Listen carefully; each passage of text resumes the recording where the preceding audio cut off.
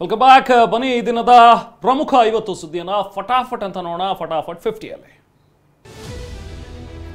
ಸಹೋದರ ತಾನಾಸಿ ಮುಂದೆ mask man Chinnaiah ತನ್ನ ಅಳಲು ತೋಡ್ಕೊಂಡಿದ್ದಾನೆ. ಧರ್ಮಸ್ಥಳ ವಿಚಾರದಲ್ಲಿ ತಪ್ಪು ಮಾಡಿದ್ದೀನಿ ಅಂತ ಹೇಳಿ ಮಾಸ್ಕ್ ಮ್ಯಾನ್ ಸಹೋದರ ತಾನಾಸಿ ಹತ್ರ ಹೇಳ್ಕೊಂಡಿದ್ದಾನಂತೆ. SIT ಅಧಿಕಾರಿಗಳಿಗೆ ಈಗ ಎಲ್ಲ ಸತ್ಯ ಹೇಳಿದ್ದೀನಿ, ಈ ರೀತಿ ಮಾಡಿದ್ದು ತಪ್ಪು ಅಂತ ಹೇಳಿ ಮಾಹಿತಿ ಹಂಚಿಕೊಂಡಿದ್ದಾನಂತೆ. ಧರ್ಮಸ್ಥಳದಲ್ಲಿ ನೂರಾರು ಶವಗಳನ್ನು ಹೂತಿದ್ದೇನೆ ಎಂದು ದೂರು ನೀಡಿದ್ದ ಚಿನ್ನಯ್ಯ ಬಗ್ಗೆ SIT ಮತ್ತಷ್ಟು ಮಾಹಿತಿಗಳನ್ನು ಸಂಗ್ರಹಿಸುತ್ತಿದೆ. ಚಿನ್ನಯ್ಯನ ಪೂರ್ವಾಪರ ಕೆದಕ್ತಾ ಇರುವ SIT ಮಂಡ್ಯ, ತಮಿಳುನಾಡಿನಲ್ಲೂ ತನಿಖೆ ನಡೆಸಿದೆ. ಮಂಡ್ಯದ ಚಿಕ್ಕಬಳ್ಳಿಯಲ್ಲಿ ಸ್ನೇಹಿತರು ಮತ್ತು ಸಂಬಂಧಿಕರಿಂದ ಮಾಹಿತಿಯನ್ನು ಕಲೆ ಹಾಕಿದೆ. ತಮಿಳುನಾಡಿನ ಚಿಕ್ಕರಸಿನಪಾಳ್ಯದಲ್ಲಿ ಮಾಸ್ಕ್ ಮ್ಯಾನ್ ಚಿನ್ನಯ್ಯ ಬಗ್ಗೆ SIT ಮಾಹಿತಿ ಪಡ್ಕೊಂಡಿದೆ. ಚಿನ್ನಯ್ಯನ 2ನೇ ಪತ್ನಿ ಮತ್ತು ಮಕ್ಕಳಿಂದ ಮಾಹಿತಿ ಸಂಗ್ರಹಿಸಿದೆ. ಗಾರ್ಮೆಂಟ್ಸ್ ಕಾರ್ಖಾನೆಯಲ್ಲಿ ಕೆಲಸ ಮಾಡ್ತಾ ಇದ್ದ ಚಿನ್ನಯ್ಯ 2 ವರ್ಷಗಳ ಹಿಂದಷ್ಟೇ ಉಜಿರೆಗೆ ಬಂದು ಸಫಾಯಿ ಕರ್ಮಚಾರಿಯಾಗಿಯೂ ಕೂಡ ಕೆಲಸಕ್ಕೆ ಸೇರಿದಂತೆ. ಧರ್ಮಸ್ಥಳ ಗ್ರಾಮದಲ್ಲಿ ನೂರಾರು ಶವಗಳನ್ನು ಹೂತಿದ್ದೆ ಅಂತ ಆರೋಪಿಸಿದ್ದ ಮಾಸ್ಕ್ ಮ್ಯಾನ್ ಚಿನ್ನಯ್ಯಗೆ ಲುಂಗಿ ತೆಗೆಸಿ ಪ್ಯಾಂಟ್ ಅನ್ನು ಕೊಡಲಾಗಿದೆ. ಸದಾ ಲುಂಗಿಯಲ್ಲಿ ಇರ್ತಿದ್ದ ಚಿನ್ನಯ್ಯ ಅಪರೂಪಕ್ಕೆ ಪ್ಯಾಂಟ್ ಅನ್ನು ಹಾಕ್ತಿದ್ದ. ಆದ್ರೀಗ ಲುಂಗಿ ಬದಲು ಪ್ಯಾಂಟ್ನಲ್ಲಿಯೇ ಇರಲು SIT ಅಧಿಕಾರಿಗಳು ಸೂಚಿಸಿದ್ದಾರೆ. ಮಾಸ್ಕ್ ಮ್ಯಾನ್ ಚಿನ್ನಯ್ಯ ಮಾಂಸಾಹಾರ ಪ್ರಿಯ ಅಂತೆ. ಹೀಗಾಗಿ SIT ಪೊಲೀಸರು ಚಿನ್ನಯ್ಯನಿಗೆ ನಾನ್ ವೆಜ್ ವ್ಯವಸ್ಥೆ ಮಾಡಿಸಿದ್ದಾರೆ. ಆರೋಪಿಯನ್ನ SIT ಪೊಲೀಸ್ ಠಾಣೆಯ ಒಂದು ಕೊಠಡಿಯಲ್ಲಿ ಇರಿಸಲಾಗಿದ್ದು ಚಾಪೆ, ಹಾಸಿಗೆ, ದಿಂಬು ಕೊಟ್ಟಿದ್ದಾರೆ. ಯೂಟ್ಯೂಬರ್ ಸಮೀರ್ನನ್ನ ಸತತ 2ನೇ ದಿನವೂ ಕೂಡ ತೀವ್ರ ವಿಚಾರಣೆಗೆ ಒಳಪಡಿಸಲಾಗಿದೆ. ಬೆಳ್ತಂಗಡಿ ಪೊಲೀಸ್ ಠಾಣೆಯಲ್ಲಿ ಸಮೀರ್ಗೆ ಪ್ರಶ್ನೆಗಳ ಮೇಲೆ ಪ್ರಶ್ನೆಗಳನ್ನು ಅಧಿಕಾರಿ ಕೇಳುತ್ತಿದ್ದಾರೆ. FSL ವಿಭಾಗದ ಸೋಕೋ ಟೀಮ್ ಆಗಮಿಸಿದ್ದು Sameer voice sample, technical evidence ಸಂಗ್ರಹ ಮಾಡುತ್ತಿದ್ದಾರೆ.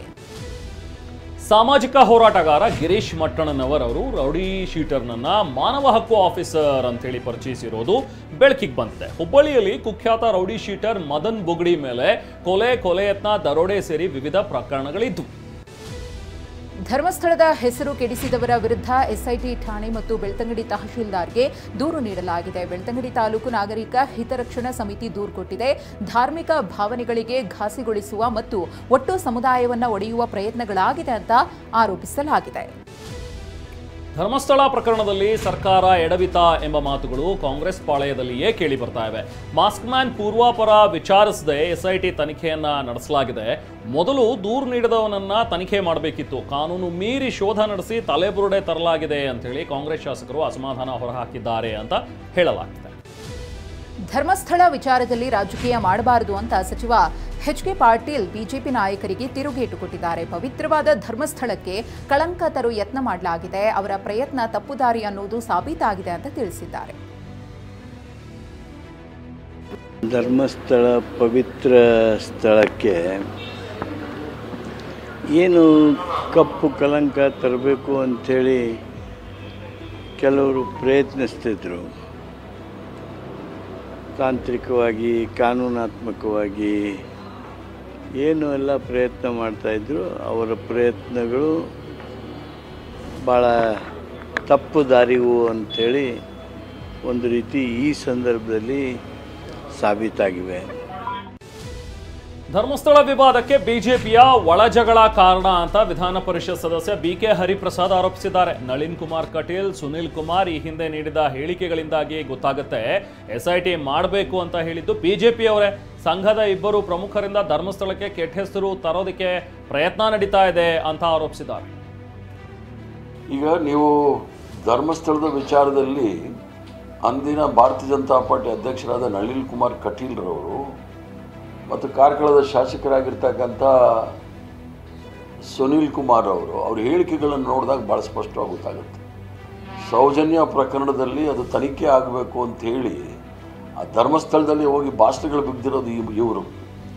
ಇವತ್ತು ಏಕಾಏಕಿ ಬದಲಾವಣೆ ಆಗಿರೋದು ಈಗಾಗಲೇ ನಾನು ಹೇಳಿದ್ದೀನಿ. 2 ಹಿಂದುತ್ವ ಗುಂಪಿನ ಘರ್ಷಣೆ ಅಂಥೇಳಿ ಈಗ SIT ಮಾಡಬೇಕು ಅಂತ ಹೇಳಿದವರು ಭಾರತೀಯ ಜನತಾ ಪಾರ್ಟಿಯವರೇ. ಸೆಪ್ಟೆಂಬರ್ 1ರಂದು ಬಿಜೆಪಿಯಿಂದ ಧರ್ಮಸ್ಥಳ ಚಲೋ ಹಮ್ಮಿಕೊಳ್ಳಲಾಗುವುದು ಅಂತ ಬಿಜೆಪಿ ರಾಜ್ಯಾಧ್ಯಕ್ಷ BY ವಿಜಯೇಂದ್ರ ಹೇಳಿದ್ದಾರೆ. ಸರ್ಕಾರಕ್ಕೆ ಕಿವಿ ಹಿಂಡುವ ಕೆಲಸ ಆಗಬೇಕು. ಹೀಗಾಗಿ ಸೆಪ್ಟೆಂಬರ್ 1ರಂದು ಧರ್ಮಸ್ಥಳದಲ್ಲಿ ಬೃಹತ್ ಸಮಾವೇಶವನ್ನು ಮಾಡ್ತೇವೆ. ಇದು ಸರ್ಕಾರಕ್ಕೆ ಎಚ್ಚರಿಕೆ ನೀಡುವ ಸಮಾವೇಶವಾಗಿದೆ ಅಂತ ತಿಳಿಸಿದ್ದಾರೆ. ಸೆಪ್ಟೆಂಬರ್ 1ನೇ ತಾರೀಕು ಸೋಮವಾರ ಧರ್ಮಸ್ಥಳ ಚಲೋಗೆ ಇವತ್ತು ನಾವು ಕರೆಯನ್ನ ನೀಡ್ತಾ ಇದ್ದೇವೆ.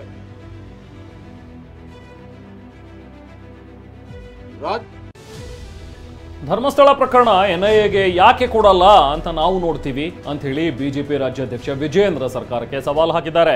ಬಾಯಿ ಮುಚ್ಕೊಂಡು ಕೂರೋದಕ್ಕೆ ನಾವು ಕಾಂಗ್ರೆಸ್ ಅಲ್ಲ, ಹಿಂದೂ ಸಮಾಜಕ್ಕಾದ ನೋವು ನಾವು ಎತ್ತಿ ಹಿಡಿತೀವಿ ಅಂತ ಹೇಳಿದ್ದಾರೆ. ನಾವು ರಾಜ್ಯ ಸರ್ಕಾರಕ್ಕೆ, ಕಾಂಗ್ರೆಸ್ ಸರ್ಕಾರಕ್ಕೆ, ಮಾನ್ಯ ಮುಖ್ಯಮಂತ್ರಿಗಳಲ್ಲಿ ಆಗ್ರಹ ಮಾಡ್ತಾ ಇದ್ದೇವೆ. ಯಾವ ಆತುರವನ್ನ SIT ಘಟನೆ ಮಾಡುವ ಸಂದರ್ಭದಲ್ಲಿ ಮಾಡಿದ್ದೀರಿ, ಅದೇ ಆತುರದಿಂದ ಅಂದರೆ ವಿತೌಟ್ ಎನಿ ಫರ್ದರ್ ಡಿಲೇ ಇವತ್ತು ರಾಜ್ಯ ಸರ್ಕಾರ ಸಂಪೂರ್ಣ ತನಿಖೆ ನಿಷ್ಪಕ್ಷಪಾತವಾಗಿ ನಡೀಬೇಕು. ಕೋಟ್ಯಾಂತರ ಭಕ್ತರಲ್ಲಿ ಇವತ್ತು ನಂಬಿಕೆ ಬರೋ ರೀತಿಯಲ್ಲಿ ತನಿಖೆ ಆಗಬೇಕು ಅಂತ ಹೇಳಿದ್ರೆ ಈ ತನಿಖೆ NIAಗೆ ಕೊಡಬೇಕು ಅಂತೇಳಿ ಮಾನ್ಯ ಮುಖ್ಯಮಂತ್ರಿಗಳು. ಧರ್ಮಸ್ಥಳ ಪ್ರಕರಣವನ್ನ NIAಗೆ ವಹಿಸುವ ಅಗತ್ಯವಿಲ್ಲ ಅಂತ ಗೃಹ ಸಚಿವ ಡಾಕ್ಟರ್ ಜಿ ಪರಮೇಶ್ವರ್ ಅವರು ಸ್ಪಷ್ಟಪಡಿಸಿದ್ದಾರೆ. ಮೈಸೂರಿನಲ್ಲಿ ಮಾತನಾಡಿದ ಅವರು, SIT ಅಧಿಕಾರಿಗಳು ಸಮರ್ಪಕವಾಗಿ ತನಿಖೆ ಮಾಡುತ್ತಿದ್ದಾರೆ, ಹೇಳಿಕೆಗಳಿಂದ ಸತ್ಯ ಹೊರಬರುವುದಿಲ್ಲ, ಮೊದಲು ಹೇಳಿಕೆಗಳನ್ನು ಕೊಡುವುದನ್ನು ನಿಲ್ಲಿಸಲಿ ಅಂತ ಬಿಜೆಪಿಗೆ ತಿರುಗೇಟು ಕೊಟ್ಟಿದ್ದಾರೆ. ಧರ್ಮಸ್ಥಳದ ವಿಚಾರದಲ್ಲಿ ಅಧಿವೇಶನದಲ್ಲಿ ಸದನದಲ್ಲೇ ನಾನು ಉತ್ತರ ಕೊಟ್ಟಿದ್ದೇನೆ.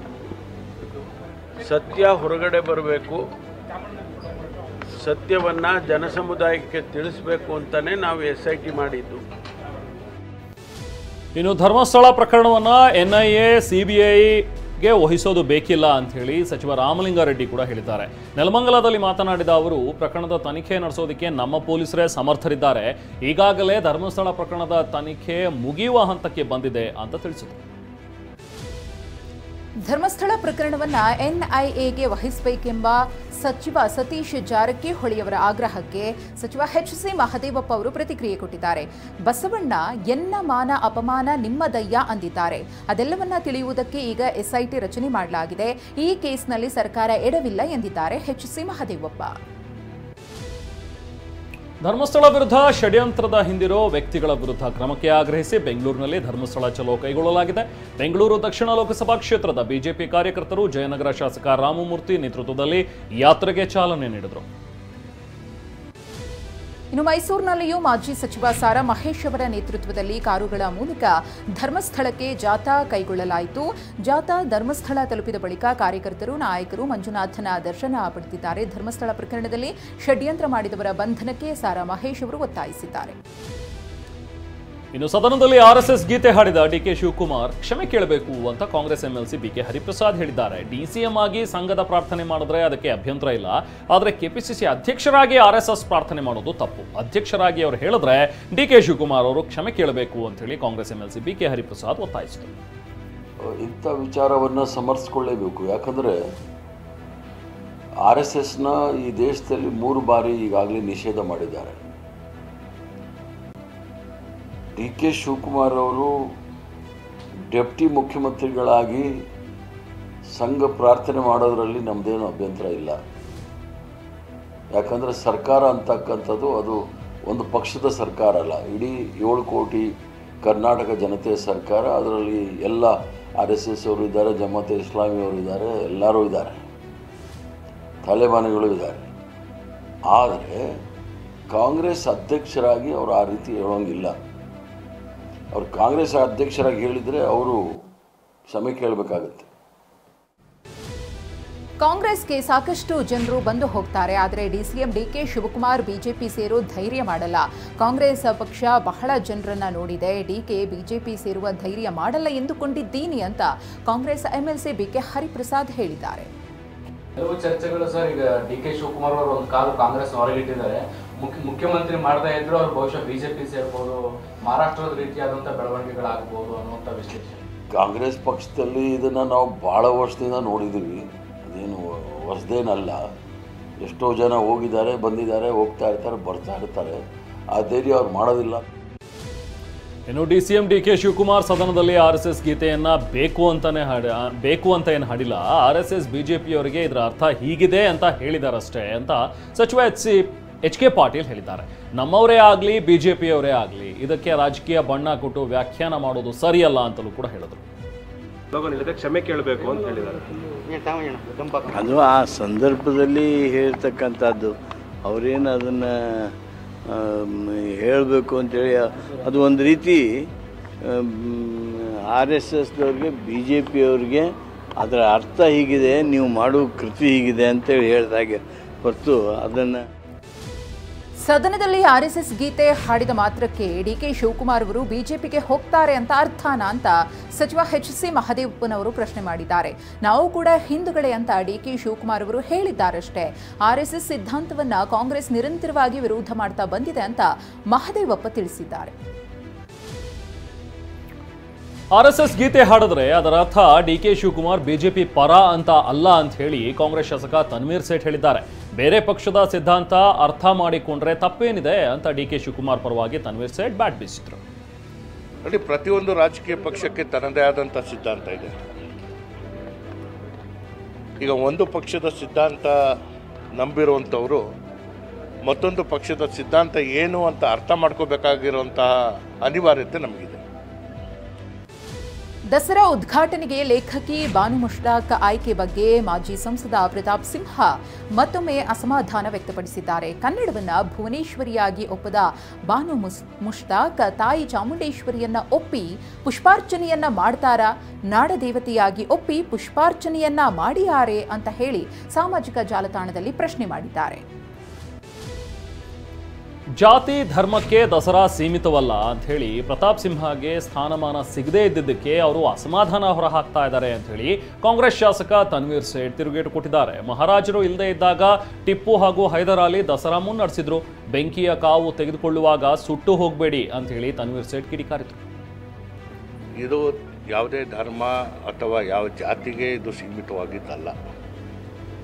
ನಾವು ಹೇಳ್ತಾ ಇರುವಂಥದ್ದು ಯಾರಿಗೆ ನಮ್ಮ ಪ್ರಾಂತ್ಯದ ಆದಿಶಕ್ತಿ ಮೇಲೆ ನಂಬಿಕೆ ಇದೆ, ಎಲ್ಲರಿಗೂ ಇದರ ಅವಕಾಶ ಇದೆ.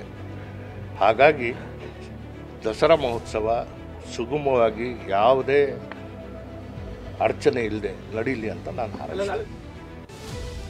ಬಾನು ಮುಷ್ತಾಕ್ ದಸರಾ ಉದ್ಘಾಟಿಸಿದ್ರೆ ಏನ್ ತಪ್ಪು ಅಂತ ಸಚಿವ HC ಮಹದೇವಪ್ಪ ಬಿಜೆಪಿ ಟೀಕೆಗೆ ತಿರುಗೇಟು ಕೊಟ್ಟಿದ್ದಾರೆ.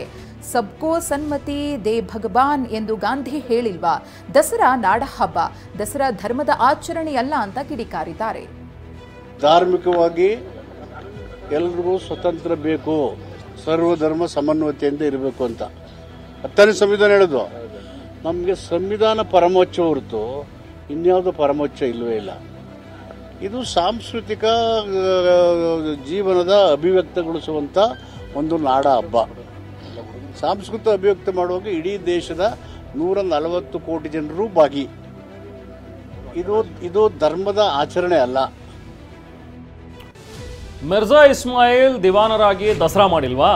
ನಿಸಾರ್ ಅಹ್ಮದ್ ದಸರಾ ಉದ್ಘಾಟನೆ ಮಾಡಿಲ್ವಾ? ಇದಕ್ಕೆಲ್ಲ ತಕರಾರು ತೆಗಿಬಾರದು ಅಂತ ಗೃಹ ಸಚಿವ ಡಾಕ್ಟರ್ ಜಿ ಪರಮೇಶ್ವರ್ ಕಿಡಿಕಾರಿದ್ದಾರೆ.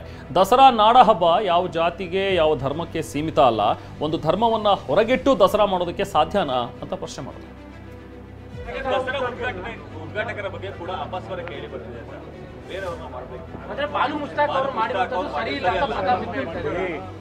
ಹಿಂದೆಲ್ಲ ಮಾಡಿಲ್ವಾ? ನಿಸಾರ್ ಅಹಮದ್ ಅವರು ಮಾಡಿರ್ಲಿಲ್ವಾ? ನಮ್ಮ ಈ ರಾಜ್ಯಕ್ಕೆ ನಮ್ಮ ಸಂಸ್ಥಾನಕ್ಕೆ ದಿವಾನರಾಗಿದ್ದವ್ರು ಯಾರು? ಸರ್ ಮಿರ್ಜಾ ಇಸ್ಮಾಯಿಲ್ ದಿವಾನರಾಗಿದ್ದರು. ನಾವು ಈ ನಾಡ ಹಬ್ಬಕ್ಕೆ ಯಾವ ಜಾತಿ ಧರ್ಮ ಇವೆಲ್ಲ ನೋಡೋದಿಲ್ಲ. ಅದಕ್ಕೋಸ್ಕರ ಅದೆಲ್ಲ ಆ ಬೆಳವಣಿಗೆ ಒಳ್ಳೆಯದಲ್ಲ. ಅಲ್ಲ, ಅವ್ರು ಹೇಳ್ತಾರೆ ಇದು ಯಾವ. ಬಾನು ಮುಷ್ತಾಕ್ ಕೊಡಗಿನ ದೀಪಾ ಬಸ್ತಿಗೆ ಬೂಕರ್ ಪ್ರಶಸ್ತಿ ಬಂದಿದೆ. ಆದರೆ ದಸರಾ ಉದ್ಘಾಟನೆಗೆ ಬಾನು ಮುಷ್ತಾಕ್ರನ್ನ ಮಾತ್ರ ಕರೆದಿದೆ. ಸಿದ್ದರಾಮಯ್ಯ ಯಾಕೆ ದೀಪಾ ಬಸ್ತಿಯವರನ್ನ ಕರೆದಿಲ್ಲ ಅಂತ ಬಿಜೆಪಿ ರಾಜ್ಯಾಧ್ಯಕ್ಷ ವಿಜಯೇಂದ್ರ ಪ್ರಶ್ನಿಸಿದ್ದಾರೆ. ಅಲ್ಲದೆ ಸಿಎಂ ಸಿದ್ದರಾಮಯ್ಯನವರಿಗೆ ಕೊಡಗಿನ ಬಗ್ಗೆ ಆಸಕ್ತಿ ಕಡಿಮೆಯೇ ಅಂತ ಪ್ರಶ್ನೆ ಮಾಡಿದ್ದಾರೆ. ಲೇಖಕಿ ಬಾನು ಮುಷ್ತಾಕ್ರಿಂದ ದಸರಾ ಉದ್ಘಾಟನೆ ಮಾಡಿಸೋದನ್ನ ಹಿಂದೂ ಕಾರ್ಯಕರ್ತರು ಖಂಡಿಸಿದ್ದಾರೆ. ಮಂಡ್ಯದಲ್ಲಿ ಸರ್ಕಾರದ ವಿರುದ್ಧ ಆಕ್ರೋಶ ವ್ಯಕ್ತಪಡಿಸಿದ ಹಿಂದೂ ಕಾರ್ಯಕರ್ತರು ಬಾನು ಮುಷ್ತಾಕ್ ಚಾಮುಂಡೇಶ್ವರಿ ತಾಯಿಗೆ ಅರಿಶಿನ ಕುಂಕುಮ ಇಟ್ಟು ಪೂಜೆ ಸಲ್ಲಿಸ್ತಾರಾ ಅಂತ ಪ್ರಶ್ನಿಸಿದ್ದಾರೆ. ಅಲ್ಲದೆ ತಕ್ಷಣವೇ ದಸರಾ ಉದ್ಘಾಟಕರನ್ನ ಬದಲಾಯಿಸಬೇಕು ಅಂತ ಆಗ್ರಹಿಸಿದ್ದಾರೆ. ಸ್ಯಾಂಡಲ್ವುಡ್ನ ಪೋಷಕ ನಟ ಮಂಗಳೂರು ದಿನೇಶ್ ನಿಧನರಾಗಿದ್ದಾರೆ. ಉಡುಪಿ ಜಿಲ್ಲೆ ಕುಂದಾಪುರದ ಮನೆಯಲ್ಲಿ ಬೆಳಗಿನ ಜಾವ ಮಂಗಳೂರು ದಿನೇಶ್ ಅವರು ವಿಧಿವಶರಾಗಿದ್ದಾರೆ. ಕಾಂತಾರ ಚಿತ್ರದ ಶೂಟಿಂಗ್ ವೇಳೆ ದಿನೇಶ್ ಅವರಿಗೆ ಪಾರ್ಶ್ವವಾಯುವಾಗಿತ್ತು. ಅಂಕದಕಟ್ಟೆ ಸರ್ಜನ್ ಆಸ್ಪತ್ರೆಯಲ್ಲಿ ಚಿಕಿತ್ಸೆಯನ್ನು ಪಡಿತಾ ಇದ್ರು. ಆದರೆ ಚಿಕಿತ್ಸೆ ಫಲಕಾರಿಯಾಗದೆ ವಿಧಿವಶರಾಗಿದ್ದಾರೆ. ಬೆಳಗಾವಿಯ ಬಿಮ್ಸ್ ಆಸ್ಪತ್ರೆ ವೈದ್ಯರು ಮಹಾ ಎಡವಟ್ಟು ಮಾಡಿಕೊಂಡಿದ್ದಾರೆ. ಹೊಟ್ಟೆಯಲ್ಲಿನ ಗಂಟಿನ ಶಸ್ತ್ರಚಿಕಿತ್ಸೆ ವೇಳೆ ಕರುಳನ್ನೇ ಕತ್ತರಿಸಿದ್ದಾರೆ ಅಂತ ಆರೋಪ ಮಾಡಲಾಗಿದೆ. ವೈದ್ಯರ ಎಡವಟ್ಟಿನಿಂದ 22 ವರ್ಷದ ಮಹೇಶ್ ಮಾದರ್ ಎಂಬ ಯುವಕ ಸಾವು ಬದುಕಿನ ನಡುವೆ ಹೋರಾಟ ಮಾಡ್ತಾರೆ. ಬಿಹಾರದಲ್ಲಿ ತಡರಾತ್ರಿ ಸುರಿದ ಮಳೆ ಅಲ್ಲೋಲ ಕಲ್ಲೋಲ ಸೃಷ್ಟಿಸಿದೆ. ನಿರಂತರ ಮಳೆಗೆ ಪಾಟ್ನಾದ ಹಲವು ಭಾಗಗಳು ಜಲಾವೃತಗೊಂಡಿವೆ. ಮನೆ ಅಂಗಡಿಗಳಿಗೂ ಮಳೆ ಜಲದಿಗ್ಬಂಧನ ಹಾಕಿದೆ. ವಾಹನ ಸವಾರರು ಸ್ಥಳೀಯ ನಿವಾಸಿಗಳು ಪರದಾಡುವಂತಾಗಿದೆ. ಜಗದೀಪ್ ಧನ್ಕರ್ ಉಪರಾಷ್ಟ್ರಪತಿ ಹುದ್ದೆಗೆ ರಾಜೀನಾಮೆ ನೀಡಿರುವ ಬಗ್ಗೆ ಅಮಿತ್ ಶಾ ಅವರು ಪ್ರತಿಕ್ರಿಯೆ ಕೊಟ್ಟಿದ್ದಾರೆ. ಎಎನ್ಐ ಸಂದರ್ಶನದಲ್ಲಿ ಮಾತನಾಡಿದ ಅಮಿತ್ ಶಾ ಅವರು ಆರೋಗ್ಯದ ಸಮಸ್ಯೆಯಿಂದ ರಾಜೀನಾಮೆಯನ್ನ ಕೊಟ್ಟಿದ್ದಾರೆ, ಅದರಲ್ಲಿ ತಪ್ಪು ಹುಡುಕಲು ಯತ್ನಿಸಬಾರದು ಎಂದಿದ್ದಾರೆ. ಸಂವಿಧಾನದ 130ನೇ ತಿದ್ದುಪಡಿ ಮಸೂದೆ ಅಂಗೀಕಾರ ಆಗುವುದಾಗಿ ಕೇಂದ್ರ ಗೃಹ ಸಚಿವ ಅಮಿತ್ ಶಾ ವಿಶ್ವಾಸ ವ್ಯಕ್ತಪಡಿಸಿದ್ದಾರೆ. ಕಾಂಗ್ರೆಸ್ ಮತ್ತು ವಿರೋಧ ಪಕ್ಷದಲ್ಲಿರೋ ಹಲವರು ನೈತಿಕತೆ ಹಾಗೂ ನೈತಿಕ ನೆಲಗಟ್ಟನ್ನ ಬೆಂಬಲಿಸುವ ವಿಶ್ವಾಸ ಇದೆ ಅಂತ ಹೇಳಿದ್ದಾರೆ. ಭಾರತದ ಬಂದರುಗಳಲ್ಲಿ ಪೊಲೀಸರು ಭರ್ಜರಿ ಬೇಟೆಯಾಡಿದ್ದಾರೆ. ಕಳೆದ 5 ವರ್ಷಗಳಲ್ಲಿ 11,000 ಕೋಟಿ ರೂಪಾಯಿ ಮೌಲ್ಯದ ಮಾದಕ ವಸ್ತುಗಳನ್ನು ವಶಪಡಿಸಿಕೊಂಡಿದ್ದಾರೆ. ಬಂದರುಗಳಲ್ಲಿ ಒಟ್ಟು 19 ಕೇಸ್ಗಳು ಬೆಳಕಿಗೆ ಬಂದಿದ್ದು, ಮುಂದ್ರಾದಲ್ಲಿಯೋ ಅದಾನಿ ಬಂದರ್ನಲ್ಲಿಯೇ ಅತ್ಯಧಿಕ 5,976 ಕೋಟಿ ಮೌಲ್ಯದ 2,988 ಕೆಜಿ ಹೆರಾಯಿನ್ ಅನ್ನು ಜಪ್ತಿ ಮಾಡಿದ್ದಾರೆ. ಡ್ರೀಮ್ 11 ಜೊತೆಗಿನ ಪ್ರಾಯೋಜಕತ್ವವನ್ನು ಬಿಸಿಸಿಐ ಕೈಬಿಟ್ಟಿದೆ. ಭವಿಷ್ಯದಲ್ಲಿ ಬೆಟ್ಟಿಂಗ್ಗೆ ಸಂಬಂಧಿಸಿದ ಯಾವುದೇ ಸಂಸ್ಥೆಗಳೊಂದಿಗೆ ಒಪ್ಪಂದ ಮಾಡಿಕೊಳ್ಳೋದಿಲ್ಲ ಅಂತ ಬಿಸಿಸಿಐ ಕಾರ್ಯದರ್ಶಿ ದೇವಚಿತ್ ಸೈಕಿಯಾ ಹೇಳಿದ್ದಾರೆ. ಸಂಸತ್ನಲ್ಲಿ ಆನ್ಲೈನ್ ಗೇಮಿಂಗ್ ಪ್ರಚಾರ ಮತ್ತು ನಿಯಂತ್ರಣ ಮಸೂದೆ ಅಂಗೀಕಾರವಾದ ಬಳಿಕ ಬಿಸಿಸಿಐ ಈ ನಿರ್ಧಾರ ಕೈಗೊಂಡಿದೆ. ಭಾರತದ ಗಗನಯಾತ್ರಿ ಶುಭಾಂಶು ಶುಕ್ಲಾ ತಮ್ಮ ತವರೂರು ಉತ್ತರ ಪ್ರದೇಶದ ಲಖನೌಗೆ ಭೇಟಿ ನೀಡಿದ್ರು. ಶುಭಾಂಶು ಶುಕ್ಲಾ ಅವರಿಗೆ ಅದ್ಧೂರಿ ಸ್ವಾಗತ ಕೋರಲಾಯಿತು. ಶುಕ್ಲಾ ಅವರು ಓದಿದ ಸಿಟಿ ಮಾಂಟೆಸರಿ ಶಾಲೆಯ 63,000 ಮಕ್ಕಳು ಏರ್ಪೋರ್ಟ್ನಿಂದ G20 ಚೌಕ್ವರೆಗೆ ಶುಕ್ಲಾ ಅವರ ಜೊತೆಗೆ ವಿಜಯ ಯಾತ್ರೆಯಲ್ಲಿ ಪಾಲ್ಗೊಂಡಿದ್ರು. ಗೌರಿ ಗಣೇಶ ಹಬ್ಬಕ್ಕೆ ಬೆಲೆ ಏರಿಕೆಯ ಬಿಸಿ ತಟ್ಟಿದೆ. ಹಬ್ಬಕ್ಕೆ ಹೂವು ಹಣ್ಣುಗಳ ಬೆಲೆ ಏರಿಕೆಯಾಗ್ಬಿಟ್ಟಿದೆ. ಹೂವು ಹಣ್ಣು ದರ ಏರಿಕೆಯ ನಡುವೆಯೂ ಬೆಂಗಳೂರಿನ KR ಮಾರುಕಟ್ಟೆಯಲ್ಲಿ ಖರೀದಿ ಭರಾಟೆ ಜೋರಾಗಿದೆ. 1 ಕೆಜಿ ಮಲ್ಲಿಗೆ ಹೂವು 2,000 ರೂಪಾಯಿಗೆ ಜಿಗಿದಿದೆ. ರಾಯಚೂರು ಮಂತ್ರಾಲಯ ರಾಯರ ಆರಾಧನೆ ಮಹೋತ್ಸವದ ವೇಳೆಯ ಹುಂಡಿ ಎಣಿಕೆ ಕಾರ್ಯಕ್ರಮ ನಡೆದಿದ್ದು 22 ದಿನದಲ್ಲಿ 3 ಕೋಟಿಗೂ ಅಧಿಕ ಹಣ ಸಂಗ್ರಹವಾಗಿದೆ. 3,24,52,000 ನಗದು, 10,79,000 ನಾಣ್ಯಗಳು ಸೇರಿ ಒಟ್ಟು 3,35,31,756 ರೂಪಾಯಿ ಹಾಗೂ 74 ಗ್ರಾಂ ಚಿನ್ನ, 1.4 ಕೆಜಿ ಬೆಳ್ಳಿ ಕೂಡ ಸಂಗ್ರಹವಾಗಿದೆ.